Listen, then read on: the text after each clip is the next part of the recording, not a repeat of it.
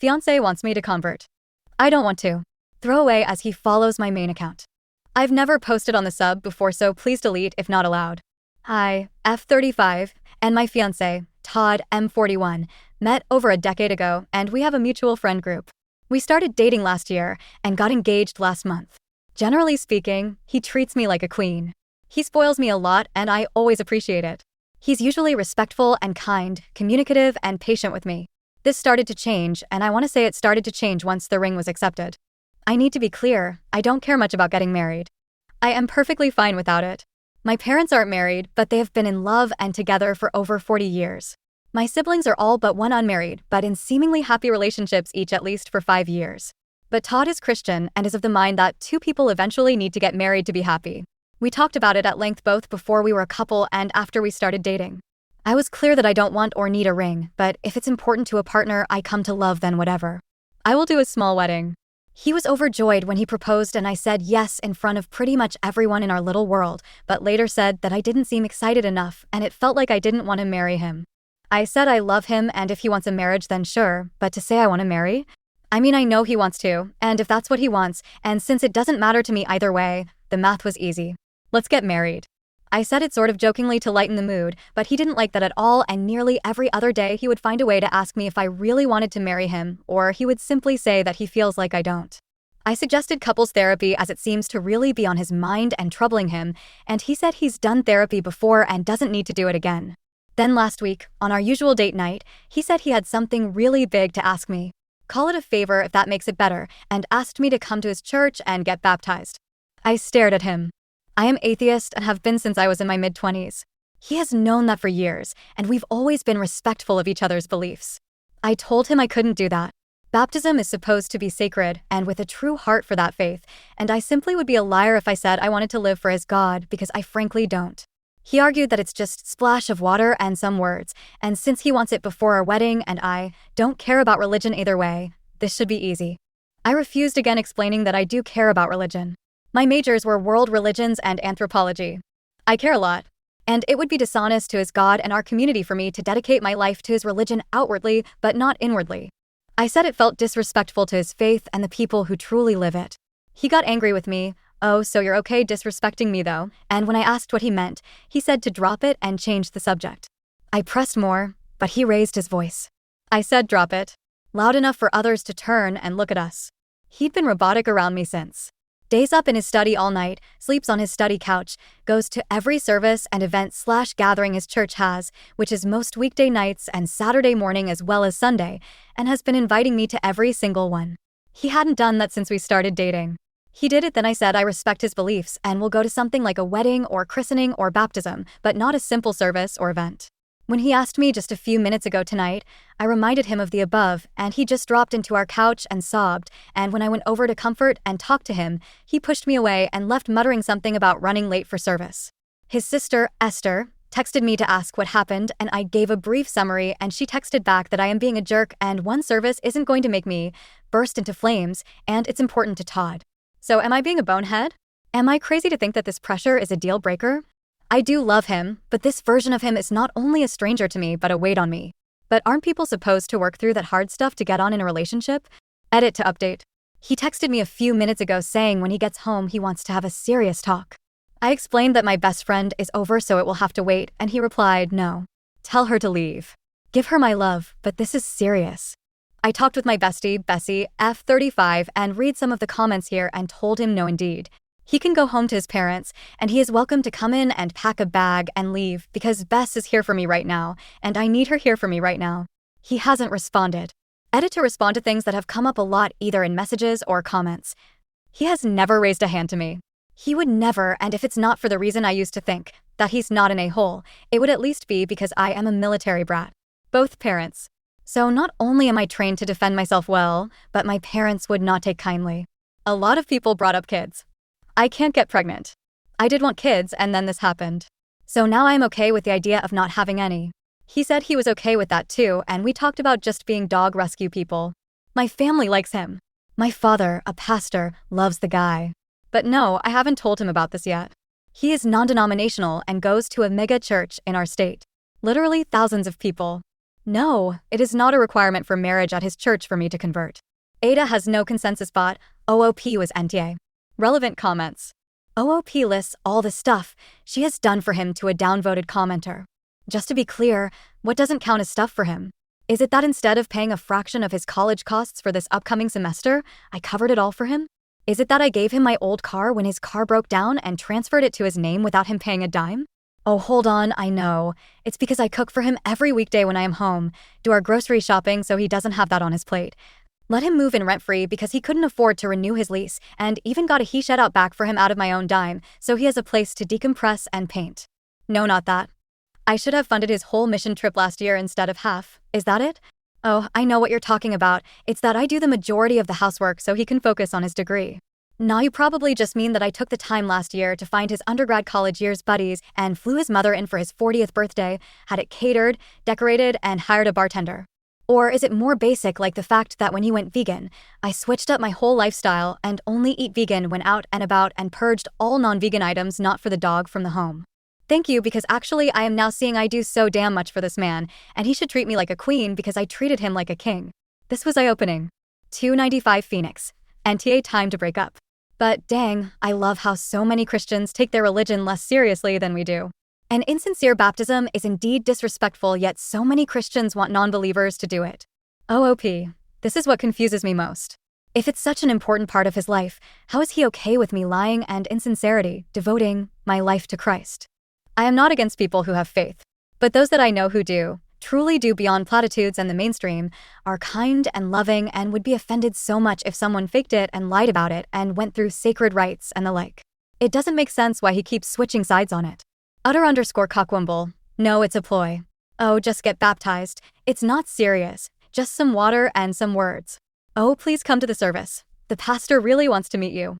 I told the youth leader that you'd help. I'm sure you don't mind. It's for the kids. It's not really religious. Just a prayer at the beginning and end. But sweetheart, we have to raise our kids in the church. What will everyone think? They've got a script. No, seriously, on how to trickle truth convert someone. He's getting immense pressure from the church to bring you into the fold, to save you, to prevent you from being unequally yoked, to hunt and win a soul for Jesus. OOP. That is terrifying. I was clear when I left the church eons ago that I am not and will not follow that faith. He never hinted once that I can think of to do what you're saying, but it really makes me think this might be exactly what he's doing. I can't get pregnant, so kids are out of the equation, but I couldn't bear it if he tried to push me more into his church life. I'm involved a bit to make him happy. I do help at certain events and such. I have skills they sometimes need, and not at all opposed to a food or clothing or back-to-school drive and the like. I figured it less about it being a church event and more a community event where we helped people. Update. Last week I posted about a problem between myself, F35, and my fiancé, Todd, M41, because despite having been respectful of each other's beliefs until now, he is Christian and I am an atheist, he now wants me to get baptized. It came to a head and he stormed out, so I called my BFF to keep me company since I was pretty sad and emotional. I do a lot for him and Bess, the bestie, and a lot of you here helped me see that the relationship as it either needs to have serious changes to it or it needs to end. Logical. But logic is hard to cling to when you're heartbroken. I think I already knew he wouldn't change anything for me. I texted him that night that he needs to go back to his parents' house. The house we live in is mine, and that I needed space. Guess he and his sister gave his parents an alternate version of events because they came by that night anyway. All of them. His mom, dad, sister Esther, and him. He had a key, so he just walked in as Bess, and I were drinking on the couch watching Netflix. I asked what he was doing here, and his family came into the room behind him. I asked what's going on. The way he looked at me is unexplainable, but his mom pushed by him and just yanked me into a very aggressive hug. She said that they were here to talk as a family and have a family meeting, and then told Bess she needed to leave. Bess refused. His mom turns to me to ask me to have Bess leave. I refuse. It's late, and I'm in no state to talk about anything else. Please leave. It devolves into passive-aggressive disapproval that I won't take guidance from the man I plan to marry. His parents, his father is a pastor, sat down to give me what felt like a whole pre-planned spiel about how I am an adult and need to act like one, and kicking a man out of his home for doing the right thing is a tantrum. His dad once even said that he is so disappointed in me and will be telling my father, also a pastor, about this. Gotta be honest, I was dumbfounded for 85% of this, and then finally, I guess it was the booze, started to laugh and told them to get out. His dad refused and called me volatile and suggested I get counseling. I told him this is my house, and I will call the police and to get the F out. It was the first time I cussed in front of them. Pearls were clutched, I was called trashy, and Bess held her phone like, "Okay, I am calling the cops. She asked you to leave." I heard his dad say, "You're not marrying that," as they left, and they muttered other hurtful things, making a whole thing of them being sad and disappointed by me. They left. Todd packed a bag and left with them. He continued to text me invites to services. "It will help you," stating that he is concerned about me and the path I am choosing. That his parents aren't sure he should marry me, but he loves me and wants what's best for me. I told him I needed space and to leave me alone, but he kept texting. I said that the wedding is off, and Sunday when I got home from running errands, he was on the porch crying. He had a handwritten letter that he wanted to read to me, but I said absolutely not and told him to go away. He kept asking me to think about what I am doing and how my choices affect more than just myself and more. I pointed to my doorbell cam and said I have footage of me repeatedly asking him to leave, and Bess was recording the night his parents and sister, and he ganged up on me. "Go away." He threw his hand up like he was going to strike me, and I just screamed. I didn't even mean to. It was so sudden and it scared me. He went to start apologizing, but a neighbor came out to see what was happening and he just left. I texted him to never come back ever. He is no longer welcome. I will mail his stuff to his parents, but he is no longer welcome on my property ever again. He tried to apologize, but I no longer care to hear any of his words. He did leave his written letter and I have read it. So has Bess. She keeps telling me it's just manipulation, but it just breaks me. The locks get changed tomorrow. Bess is helping me pack his stuff. His father is picking up his stuff tonight. And I am just sitting here replaying the past week and a half in my head over and over. I know it's pathetic, but I am shattered. I haven't been able to really sleep yet, and I feel like I don't even reside in my own body anymore. Just going through the motions. Bess is staying with me. I've been getting texts and social media comments about how disgusting I am, like my notifications just went insane over the weekend. This is just a nightmare, and I'm not even sure how to wade through this. Relevant comments. Way Satchel, it is so hard to believe that he kept hidden that he wanted to convert you before marriage. That is the only explanation for this behavior so far into our relationship and close to marriage. It seems like he was keeping counsel with his parents while telling you what you wanted to hear. OOP, it's hard for me to fathom this. I thought we loved each other. I would do most anything for him, and I thought he felt the same way. But the way his family came down on me, it was surreal. If Bess weren't there, I really can't say what they might have convinced me of. It was a lot.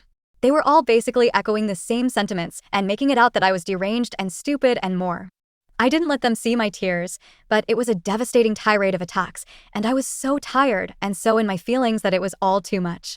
Bess thinks it was a coordinated effort to overwhelm me into complying, and if I was alone, they would have pushed me over the edge into believing them. Obvious_amphibian 270. OP, don't meet with the father when he comes to get stuff.